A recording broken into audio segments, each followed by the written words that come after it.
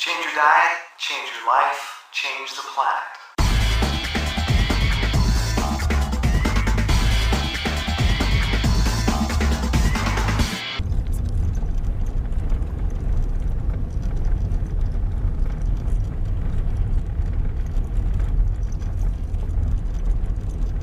I'm out here in Woodford again! Actually, I'm in the town of Glastonbury right now. I started in Woodford, but now I'm in Glastonbury.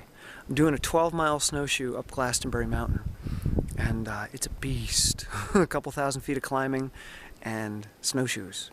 Running, tough. It's basically the most remote part of Vermont, and a lot of people have disappeared and died up here. So it's a scary place. Lots of legends about Glastonbury.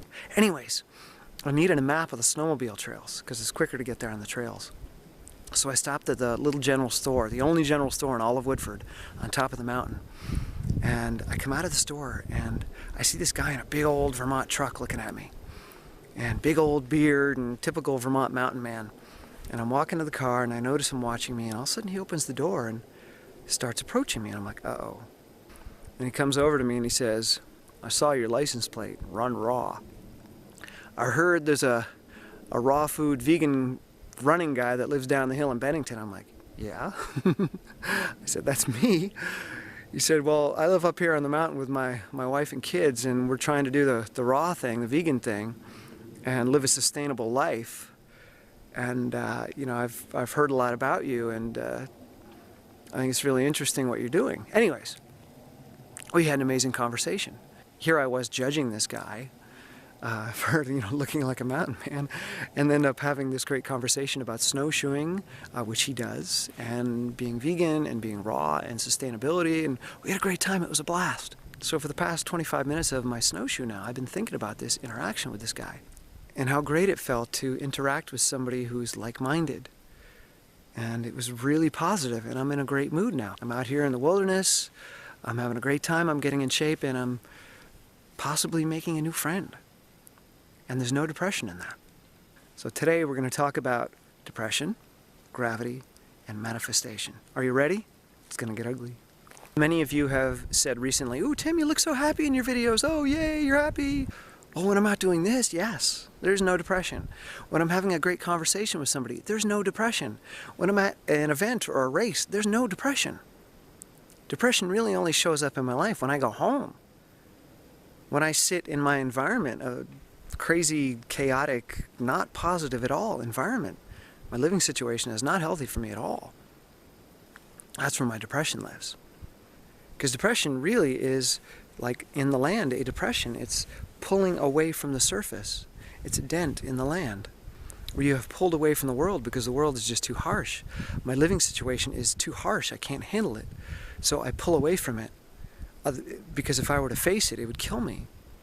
So I hide, I escape, I run away into a depression so that I can survive it. I don't thrive inside of it, but depression is a way to survive in a bad situation, which is what I'm doing right now. But in his gravity, there was no depression. Out here in this gravity, there's no depression. When you're in someone else's gravity, they can pull you away from your own. And you can be caught up in their experience, their gravity, and have a great time. And it's not until you move away from their gravity and go back towards your own that the depression is waiting for you. So what I have to do every single day is tell myself, get out of the house, get dressed. Get dressed and get out of the house. Because if you don't, it's going to kill you. This ties in with the previous two videos about goal setting and expectations. You know, the journey being the goal versus the result or the end being the goal. One of the problems that I have with manifestation and The Secret, that whole movement, is that these people are focused on the end result. They say, "I don't like the journey, I don't want the journey, just give me the result, show me how to manifest that result right now. Give me an affirmation, give me a state of consciousness that's quickly going to manifest the result right here, right now, without working for it, without taking 6 months. Without running up the mountain. Just give it to me, I want it." It doesn't work like that. You've got to take the steps, you've got to take the actions, you've got to build the character. When I get out here and do this, not only am I outside of my depression, but I'm building character at the same time. People want something for nothing. And when you get something for nothing, you really don't value it, nor do you have the character to deal with it. When you build yourself up slowly over time, through effort, through personal responsibility, through doing this, then when you finally get to the top of the mountain, you can handle the top of the mountain. You don't just manifest a national championship, you earn it. And I've earned it out here, and I'm continuing to earn it. I have to bust my butt. I have to do the work. Manifest as in manual, okay, meaning work. That's how you manifest. Through manual action, not through magic. If life suddenly gave you everything that you wanted and you didn't earn it, you wouldn't have the character to hold on to it. You wouldn't have the character to deal with it. It would be too much for you. Which is why most people that win super lotto jackpots, $20 million, within a year or two, all the money's gone. Because they didn't develop the character along the way. They didn't learn how to handle money. They didn't learn how to handle themselves, handle their emotions, handle their friends, handle their family along the way, handle their addictions and their instincts and their appetites. So the money came and then the money went. You've got what you've got in your life right now because this is what you're able to handle. And this is something that you choose, your personality, your actions, your choices. These are the things that you choose to do. You surround yourself with the things that you choose to have around you. The gravity that you have around you, you choose that. I choose my living situation. Unfortunately. I choose the things that are negative in my life right now, unfortunately. And I've got to build the character to change that. But if suddenly somebody just threw me into a brand new environment, into a new place, surrounded by new people, and a brand new life, I wouldn't have changed. I'd still be the same person. And I would still have that same gravity. And yeah, it might be better for a little while, but eventually I would just create the same mess in that new place, in that new life. I'd create a new mess. You've got to build the character. And that takes time, and that's about the journey. It's not about the destination. Once again, if you make the journey the goal, when you get to the destination, you're a different person when you get there. And you're more able to handle that result. You're more able to handle the top of the mountain because you worked your way up. You changed yourself along the way.